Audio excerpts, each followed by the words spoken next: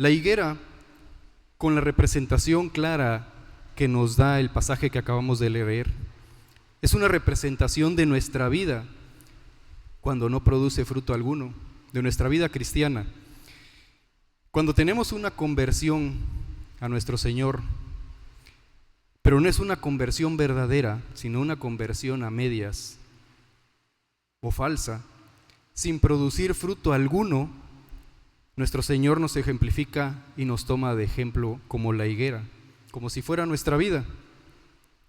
Pero el significado de la higuera en el pasaje que acabamos de leer realmente es impactante, porque si vemos el trasfondo cuando aceptamos caminar con Cristo, este caminar lleva consigo una transformación de nuestra vida, tanto interna como externamente, para que exista una verdadera conversión. Vamos a ver más allá del contexto de la higuera en esos tiempos. Cuando estaba leyendo el pasaje, pues yo realmente aquí en Chiapas nunca he visto una higuera. Según las lecturas que hice, son árboles que tienen un significado, pero también tienen un fruto, que es el higo. Pero para que este fruto se dé, el árbol muestra de qué manera va a irse dando este fruto. Dicen las lecturas que este árbol, para que dé fruto, tiene que estar frondoso, tiene que tener muchas hojas, no debe estar seco. Mas sin embargo, este árbol, si leemos nuevamente el pasaje, vemos que era frondoso. Vamos a ver más adelante en un pasaje cómo este era. Y tenía que mostrar una gran cantidad de hojas para que aquellos que lo veían pudieran decir que estaba próximo a dar frutos o ya tenía frutos. Cuando esto sucedía, era la clara señal de que ya debería de tener frutos en aquel entonces, ¿no? En este caso, higos. Entonces, en esto encontramos una gran verdad. Muchas cosas pueden hacerse pasar por verdaderas ante los ojos de los hombres, pero ante los ojos de Dios, cuando Cristo nos escudriña, cuando Cristo nos ve internamente, muchas cosas no lo son. El pasaje, si tienen sus Biblias abiertas, el pasaje se divide en 3 momentos. El Señor Jesús venía, si leemos con detenimiento los versículos anteriores, cuando tengamos un tiempo, el Señor Jesús venía de Betania, venía de estar en Betania y tenía hambre. El primer momento yo lo encontré y es cuando el Señor ve a la higuera de lejos, que estaba llena de hojas, como yo les decía. El segundo momento es cuando el Señor Jesús se aproxima a la higuera, a ella, para tomar su fruto y saciar su hambre. Y el tercer momento es que al ver que no tenía fruto alguno la higuera y no halló nada en ella, ¿qué hizo? Simplemente la secó. Vamos a basarnos en estos 3 momentos del pasaje para poder comprenderlo, porque no solamente en Mateo encontramos esta ejemplificación, sino también la encontramos en Marcos.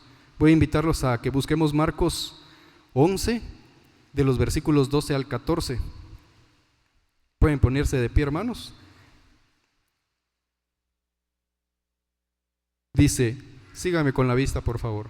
Al día siguiente, cuando salieron de Betania, tuvo hambre, y viendo de lejos una higuera que tenía hojas, fue a ver si tal vez hallaba en ella algo, pero cuando llegó en ella, nada halló sino hojas, pues no era tiempo de higos. Entonces Jesús dijo a la higuera, nunca jamás coma nadie fruto de ti, y lo oyeron sus discípulos. Pueden sentarse, hermanos. Vemos la similitud que existe de esos 3 momentos también en Marcos, como en el Evangelio de Mateo. Nuestra vida cristiana muchas veces es así. Nos vemos como hijos de Dios, pero en realidad no hacemos lo que el Señor nos pide. Caminamos como hijos de Dios, pero no damos buen testimonio de Él. Eso nos confronta como hijos de Dios, porque muchas veces pensamos que hacemos lo bueno delante de los ojos de los hombres, pero delante de los ojos de Dios, cuando Él nos escudriña, no lo hacemos. El árbol en este entonces simboliza el pecador al pecador que no dio frutos de conversión. Al ver la higuera, el Señor Jesús manifiesta claramente un disgusto, porque ese árbol estaba solamente consumiendo los nutrientes de la tierra, pero no estaba dando frutos. Entonces nos preguntamos, ¿cuáles son los verdaderos frutos de una verdadera conversión? De un fruto verdadero. Son 3 frutos que podemos encontrar. El primero es la fe, el segundo el arrepentimiento y el tercero es la obediencia. Estos 3 frutos son los que nuestro Señor busca en nosotros cuando aceptamos caminar con Él. El nacer de nuevo no es algo que solamente lo debemos de decir, sino es algo que simplemente debemos de vivir todos los días. Pablo decía, mas ya no vivo yo, mas vive Cristo en mí. Con Cristo estoy juntamente crucificado. Vamos a pasar al primer punto, que es la fe, hermanos, el primer fruto. La fe es lo que se recibe al oír la palabra de Dios y responder a ella. Dice Santiago, hermanos míos, ¿de qué aprovecha si alguno dice que tiene fe y no tiene obras? ¿Podrá la fe salvarle? Y si un hermano o hermana están desnudos y tienen necesidad de mantenimiento de cada día, y si alguno de vosotros le dice, id en paz, calentados y saciados, pero no les dais las cosas que son necesarias para el cuerpo, ¿de qué aprovecha? Así también la fe sin obras es muerta en sí misma. Entonces, hermanos, el principio de los frutos de la obediencia es la fe. Sin fe no podemos tener los demás frutos. Este fruto nos va a conducir al siguiente, el arrepentimiento. El arrepentimiento, hermanos, como ustedes saben, consiste en dejar los errores, en dejar los pecados que cometemos como resultado de cosas equivocadas que estemos haciendo o que hayamos hecho. Y cuando esto sucede, también nos ponemos a pensar, hay cosas que dejamos de hacer para Cristo y hay cosas que debemos hacer para Cristo. Es una gran confrontación porque nosotros podemos decir, no vivo en pecado, no vivo bajo la esclavitud del pecado, pero estamos dejando muchas veces de hacer cosas para nuestro Dios, y eso poco a poco va a ir menguando nuestra fe.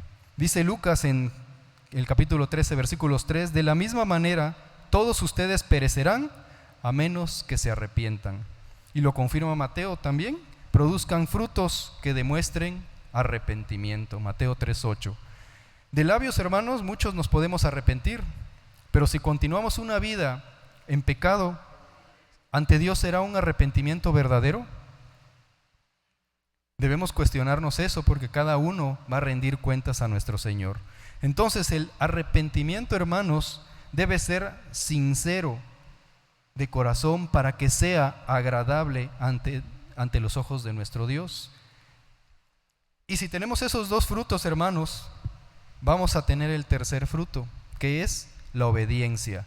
La obediencia va más allá de recibir y cumplir las órdenes. Se trata más bien de la aceptación voluntaria, gozosa y responsable de la voluntad de Dios. Si nada más por el simple hecho de recibir la palabra y ver en ella que hay una serie de instrucciones, por llamarlas así, las cumplimos, pero no somos responsables de que no estamos haciendo la voluntad de Dios, ¿será obediencia, hermanos? Para ser obedientes a nuestro Dios tenemos que cumplir su voluntad. ¿Por qué? Por el simple hecho de que somos su creación. Dice Juan 14, si me amáis, guardad mis mandamientos. El que me ama obedecerá mi palabra y mi Padre lo amará. Vendremos a Él y haremos morada en Él. También vemos otra forma de ver el pasaje, Mateo 21, el que acabamos de leer, y Marcos 11. Voy a invitarlos a que busquen en su Biblia Lucas capítulo 13 de los versículos 6 al 9.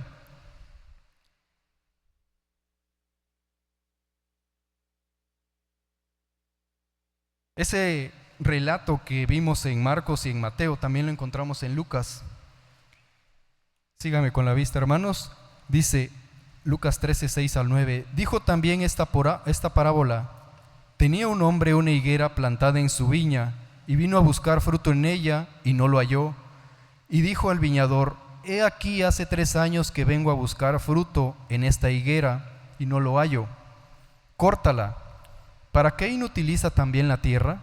Él entonces respondiendo le dijo: Señor, déjala todavía este año, hasta que yo cabe alrededor de ella y la abone. Y si diere fruto, bien, y si no, la cortarás después. Si vemos en los 3 evangelios está escrita la misma parábola, pero en Lucas hay algo muy especial. Cuando vemos a un Dios misericordioso, a un Dios complaciente, a un Dios de amor y bondad en este pasaje, y lo leemos al revés, ahora leemos Mateo y Marcos, esta lectura nos confronta porque en Mateo y Marcos simplemente se redacta que cortó la higuera, pero aquí en Lucas nos dice que tenemos misericordia, que existe la posibilidad de que nuestro Señor tenga misericordia de nosotros. Más adelante vamos a ver el por qué. Porque si no somos prudentes en hacer la voluntad de Dios, caemos en lo que dice Marcos y Mateo. Entonces, así cuando leamos Lucas, nos da una esperanza, una historia positiva y llena de esperanza al encontrarnos cómo podemos cultivar los frutos de una verdadera conversión a nuestro Señor y poder encontrarlos. Por esta razón vino nuestro Señor Jesucristo, para darnos ese tiempo y que podamos tener frutos de una verdadera conversión. Entonces, entendemos que la higuera será un símbolo en nuestra vida esperando al Señor. Dice Mateo 22, amarás al Señor tu Dios con todo tu corazón y con toda tu alma y con toda tu mente. No nos dice que lo vamos a amar a medias, ni nos dice que vamos a amarlo cuando tengamos tiempo. Nos dice con todo nuestro corazón. Debemos amar a nuestro Dios como una primicia. Y esto nos va a hacer que podamos tener esos frutos. Cuando la Biblia habla sobre obediencia, esta está ligada al oír y al escuchar. Cuando obedecemos a Dios o a otra persona que está puesta por Dios, oímos su mandato y actuamos conforme a Él. Si obedecemos a Dios, dice Juan, el que me ama, obedece mi palabra, y mi Padre lo amará y haremos morada en Él. Pero aquí la pregunta: ¿cómo nosotros como hijos de Dios podemos saber si estamos desarrollando esos frutos de una verdadera conversión, de una conversión sincera? Recordemos los 3 frutos, hermanos: fe, arrepentimiento y obediencia. Cuando la Biblia define fe, señala que tiene 2 aspectos. Primero dice que la fe es la expectativa de las cosas que se esperan, es decir, la certeza de que éstas sucederán porque están bajo el dominio de Dios. En Hebreos 11, en la Nueva Versión Internacional, lo dice de una manera un poco más sencilla. Dice: ahora bien, la fe es tener la confianza en lo que esperamos, es tener la certeza de lo que no vemos. Si tenemos fe, creemos firmemente en que todo lo que el Señor dice es verdad y se cumplirá. Pero para desarrollar este fruto tenemos que poner nuestra vida al servicio de nuestro Dios.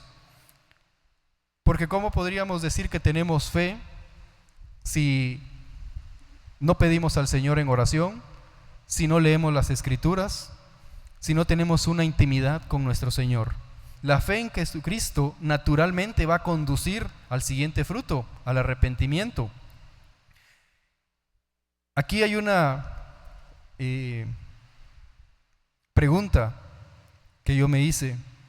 El arrepentimiento, hermanos, ¿a partir de cuándo podemos nosotros arrepentirnos? Desde Adán, nuestro Señor, nuestro Dios, instruyó a que nos arrepintamos, porque el arrepentimiento es consecuencia del pecado. Cuando nacemos, simplemente nacemos y heredamos el pecado. Y con pecado, entonces nosotros tenemos la necesidad de arrepentirnos. Dice Eclesiastés: ciertamente no hay hombre justo en la tierra que haga el bien y nunca peque. El arrepentimiento es el medio que se nos ha proporcionado para liberar la carga de nuestros pecados y recibir el perdón de ellos. Los pecados, hermanos, retrasan nuestra vida espiritual y muchas veces detienen nuestra vida espiritual porque no tenemos esa comunión con nuestro Señor. Entonces el arrepentimiento va a hacer que nosotros progresemos y crezcamos espiritualmente de nuevo. Pero el privilegio del arrepentimiento se hace posible solamente por una cosa. Si pusimos atención en Lucas, vemos que el viñador quiere cortar la higuera, pero no se le permite, porque hay un tiempo para ello. Entonces el privilegio del arrepentimiento solamente se hizo posible por el sacrificio de nuestro Señor en la cruz, porque Él llevó nuestros pecados y Él pagó la deuda por nosotros. Si no, yo me puse a pensar, el viñador ya hubiera cortado la higuera en nosotros. Si nuestro Señor no hubiera pagado esa deuda, ¿creemos que Dios hubiera escuchado nuestro arrepentimiento? Debemos admitir que hemos pecado. Si no lo hacemos, no podemos arrepentirnos, porque arrepentirse no es solamente decirlo, sino es dejar de hacer lo malo delante de los ojos de Dios. Primero, hermanos, entonces tenemos que arrepentirnos y admitir nuestros pecados para que Dios escuche nuestro clamor. Y para desarrollar el fruto de la obediencia, yo me hice esta pregunta: ¿es mejor obedecer a Dios por medio del castigo u obedecer a Dios porque le amamos y deseamos obedecerle? Es difícil comprenderlo porque nuestra naturaleza nos impide comprender esta verdad, porque todos aquí tenemos miedo del castigo. Pero también somos conscientes que obedecer a Dios y amarlo es obedecerle. Dice Romanos, si buscan en Romanos 5:19, porque así como la desobediencia de un hombre, los muchos fueron constituidos pecadores, así también por la obediencia, escucha bien hermano, de uno, los muchos serán constituidos justos.